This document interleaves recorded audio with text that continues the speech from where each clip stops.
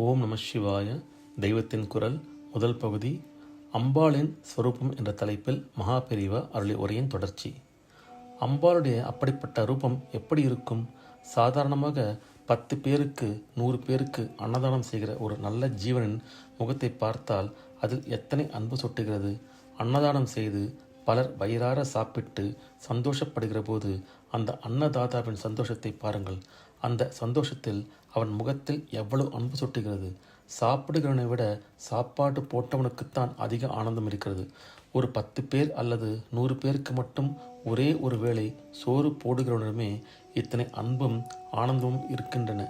மகா பாபங்களை செய்து காரியத்தில் செய்யாவிட்டாலும் மனசினால் மகா பாபங்களை நினைத்து ஒருவேளை சோறு கிடைக்கக்கூட யோக்கியதையில்லாத நம் இத்தனை பேருக்கும் கோடானு கோடி ஜீவன்களுக்கும் கல்ப கோடி காலமாக சோறு போட்டு கொண்டிருக்கிற ஒருத்தி அன்னபூர்ணேஸ்வரியான அம்பாள்தான். அவளுடைய அன்பையும் அதனால் உண்டான ஆனந்த சுரூபத்தையும் நம்மால் கற்பனை செய்து கூட பார்க்க முடியாது. அம்பாள் சௌந்தரிய சுரூபம் என்கிறார்கள். அவளை பற்றி சௌந்தரியலகரி என்றே ஆச்சாரியால் ஸ்தோத்திரம் செய்திருக்கிறார். இத்தனை சௌந்தரியம் லாவண்யம் அவளுக்கு எப்படி வந்தது என்றால், அன்புதான் அழகாகிறது, காரண்யம்தான் லாவண்யம். பாக்கி சரீர அழகு ஒரு அழகல்ல. கொஞ்சம் கோபம் வந்தால், துளி ஜுரம் வந்தால் சரீர அழகு போய்விடுகிறது. அம்பாளோ நிரந்தரமான கருணாமூர்த்தியாக எப்போதும் லாவண்யமாக இருக்கிறாள். எந்த பக்தருக்கு எந்த ரூபத்தில் மனசு ஈடுபடுமோ அந்த ரூபத்தில் வந்து அருள் செய்வதற்காக பல ரூபங்கள் எடுத்து கொண்டிருக்கிறாள். ராஜராஜேஸ்வரி, புவனேஸ்வரி, துர்க்கை, காளி என்று இப்படி சௌமியமாகவும் உக்ரமாகவும் பல தினசில் அவளை ஆராதிக்க வேறு வேறு ரூபம் கொள்கிறாள். ஒவ்வொரு ரூபத்தையும் பிரத்யட்சமாக தரிசனம் செய்ய வேண்டுமானால் அதற்கு உபாயமாக ஒவ்வொரு மந்திரம் இருக்கிறது. மந்திரம் என்பது ஒரு சப்தக்கோவை அக்ஷரங்களின் கூட்டம். பல வடிவங்களில் இருக்கிற அம்பாளே பல சப்தங்களாகவும் அக்ஷரங்களாகவும் இருக்கிறாள். அவளுடைய அனுகிரகத்தால் மகாகவியாக பரிணமித்த காளிதாசர் அவளை சர்வ வர்ணாத்மிகே சர்வ மந்திராத்மிகே என்று ஷாமளா தண்டகத்தில் ஸ்துதி செய்கிறார். வர்ணம் என்றால் நிறம் என்று நினைப்பீர்கள். வர்ணம் என்றால் அக்ஷரம் என்றும் அர்த்தம். ஒளி வடிவான அக்ஷரங்களும் ஒளி வடிவான ரூபங்களும் ஒரே மூலத்திலிருந்து வந்தவைதான். அவை ஒன்றுக்கொன்று நிரம்ப நெருக்கமான சம்பந்தம் உடையவை. சயின்ஸ் நிபுணர்கள் கூட இந்த ஒற்றுமையை சொல்கிறார்கள். ஜலக்கரையில் பலவிதமான சப்தங்களை எழுப்பி பார்த்தார்கள்.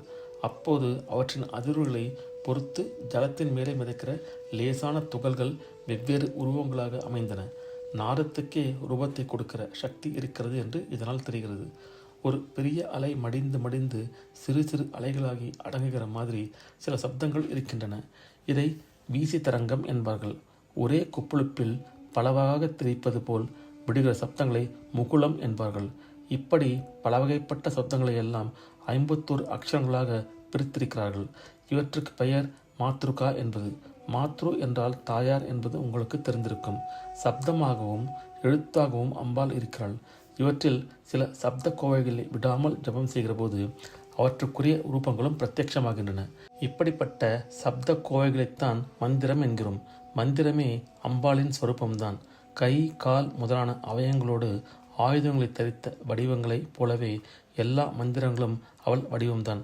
அதோடு கூட இந்த மந்திரங்களை ஒருமுகப்பட்ட சித்தத்தோடு தீவிரமாக ஜபம் செய்தால் அவளே அந்தந்த மந்திரத்துக்குரிய ரூபத்தில் சரணாகதி அவயங்களுடனும் ஆயுதங்களுடனும் முத்திரைகள் முதலியவற்றுடனும் தரிசனம் தருவாள். இந்த மந்திரங்கள் எல்லாவற்றுக்கும் மூலமாக இருப்பது பிரணவம். அதிலிருந்து இந்த நாம ரூப பிரபஞ்சம் முழுக்க வந்தது. நாத ஸ்வரூபிணியான அம்பாளே ஓங்காரமாகிய அந்த பிரணவமும் ஆவாள்.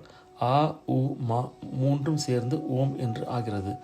ஆ சிருஷ்டி, உ பரிபாலனம், மா சம்ஹாரம் என்பார்கள். அதனால் முத்தொழிலும் செய்யும் மூல சக்தியே பிரணவம். இதையே அம்பாளின் தொழில்களில் விசேஷமான கருணையை காட்டும் பரிபாலனத்தில் தொடங்கினால் உ, மா, ஆ என்றாகும். அதுதான் உமா என்பது. உபனிஷதமும் அவளை உமா ஹைமவதி என்றே சொல்கிறது. ஓம் நம சிவாய.